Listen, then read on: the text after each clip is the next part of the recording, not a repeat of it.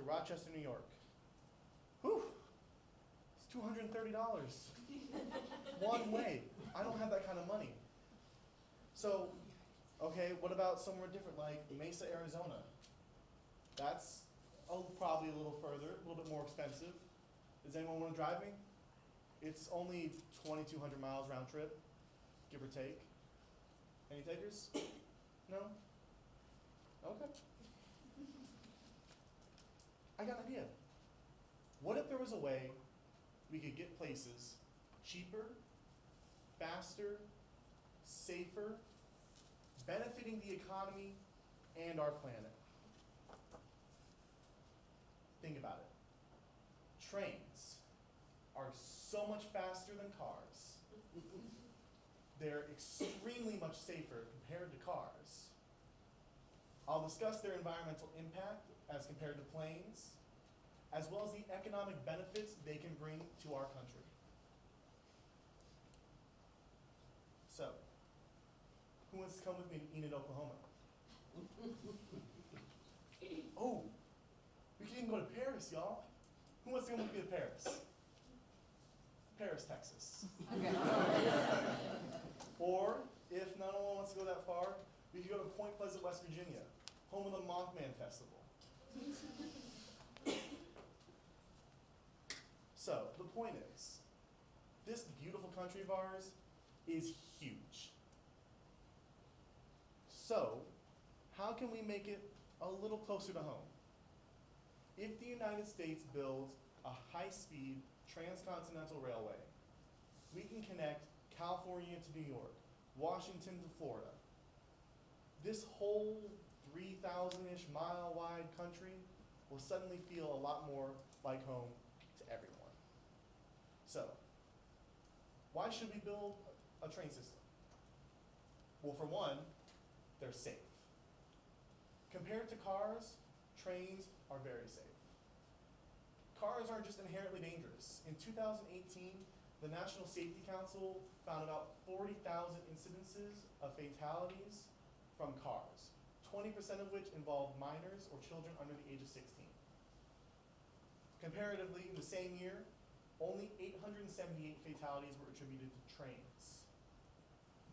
Now you're probably thinking, oh, there's a lot more cars than there are trains. Obviously, yes. But here's the thing. As technology advances for trains, it is automatically widely available to every train. Tesla, they have that really cool autopilot, but my Santa Fe doesn't. Does that make my Santa Fe safer now? No, it does not. There's not much we can do for slick roads or drunk drivers other than what we currently have in place. But I highly doubt you're going to run into a drunk driver on a train. It's highly improbable. So, it's safe for us, but is it safe for our environment? So, a lot of you probably heard about the Green New Deal, this controversial measure through the House of Representatives about trying to save our country from doom, from our entire world from doom. Well, in February of this year, Vox writer Umair Ifran wrote about the science behind the Green New Deal and its call for a high-speed railway for national transportation within a 10-year plan to deal with U.S. carbon emissions. So, do y'all know how much emissions your car creates? It's probably not that clean. Shipping and transportation and just taking a vacation can create a lot of carbon emissions, and that's not good for our environment. In the same article from Vox News, we found a plane versus train comparison. On a 600-mile trip from London to Marseille, a plane created about 311 kilograms of carbon dioxide per passenger on the average. A train going the same distance only created 36 per passenger on average, 36 kilograms of carbon dioxide. That makes trains 764 times cleaner than planes.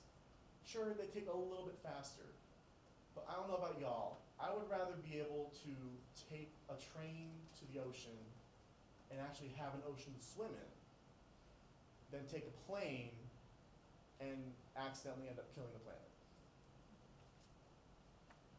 So this is going to have a big impact on our carbon footprint and the environment in general. But what about the economic impact? Is this going to create any jobs? How much is it going to cost? The U.S. High-Speed Rail Association, my main source for this project, estimated roughly 450,000 new jobs could potentially be created throughout the entire United States. The most recent numbers from the Department of Labor say we have about 12 million people unemployed.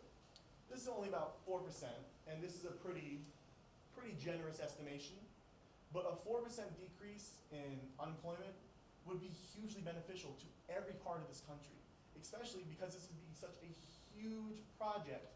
Every state, Arkansas, Rhode Island, Delaware. When's the last time you thought about Delaware?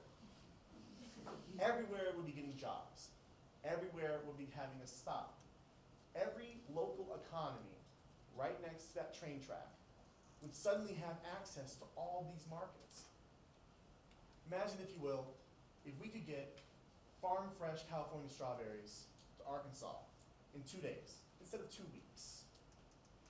If you told me I could go to Chicago every Saturday and have a Chicago-style dog from Portillo's for lunch, I would hop on that train so fast you wouldn't even see me. The point is, this is going to expand the market immensely. Little mom and pop shops could finally be able to afford shipping to further places. And think about the food quality. Suddenly, not a lot less preservatives and stuff. But enough about the food. I'm sorry, I love food. But what would this cost? How would we actually build this train system? So Business Insider published an article that estimated it would cost a little more than $7.5 billion to cover California. Now, California is like the most populated state and is also the second largest in the continental US in terms of land mass. So obviously, other states would not have to spend that much money. It'd be about $80 million per mile. But again, smaller states like Arkansas, Delaware again, doesn't have to spend that much money. And the benefits that could come from this would far outweigh the cost. This is an opportunity for us to build our middle class. If you told me that your dream job was all the way in Seattle, Washington, but you didn't want to leave your family, your friends, your dog, who would want to leave their dog? But it's your dream job. But you don't want to have to pay hundreds of dollars to fly back and forth. But the train, maybe it's $100. Sure, it takes a little bit less, it's a little slower, but it's saving the environment. You're creating jobs. And you're not putting yourself at risk. Because personally, I would not want to have to drive all the way to Seattle, Washington. I don't think I could do it. And then, like I said again, this would also be huge for economic growth and new market activity. I would love to be able to go all the way up to Wisconsin and get some good cheese. Just for once. Good Wisconsin cheese down to Arkansas like that. It's not that hard. So, I'd like to leave y'all with a thought.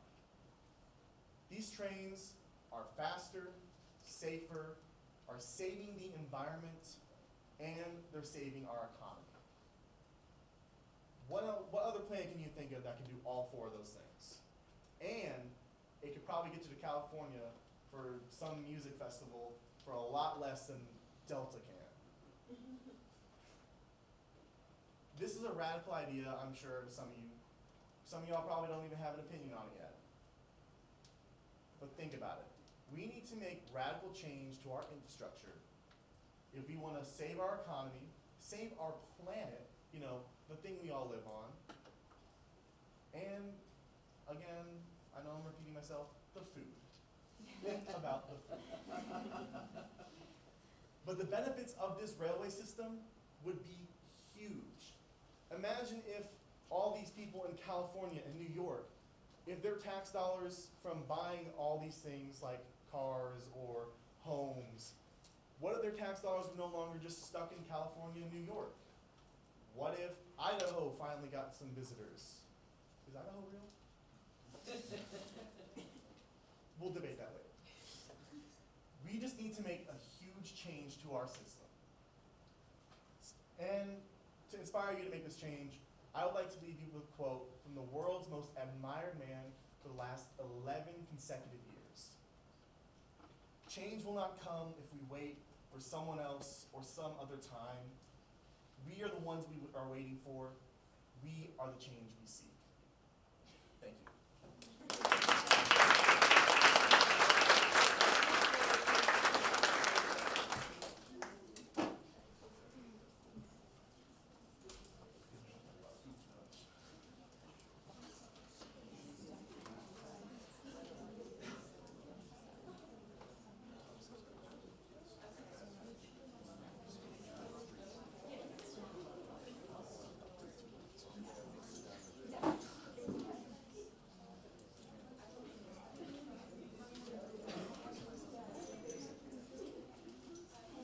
All right. Again, we want to thank all 5 of our speakers. May we do that again for all of them.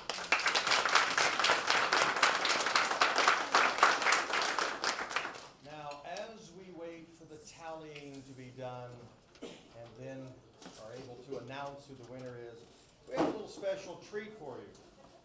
Coming to you from the UCA Debate and Forensics team is Jacob Holland, who has a short demonstration of some of the type of things they do in heated competition against the enemy, other colleges and universities.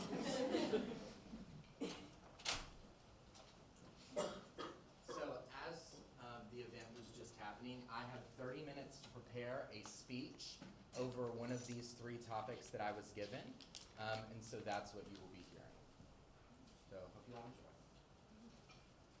When you look at me standing in front of all of you today in this very fly corduroy jacket, I don't think there's any secret when you look at me to know that I am a dating wizard.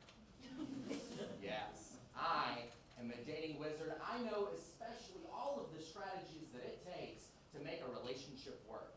I understand how interconnected relationships can be and how interconnected relationships bring 2 parties together. I understand, despite how very sadly single I am, relationships take work.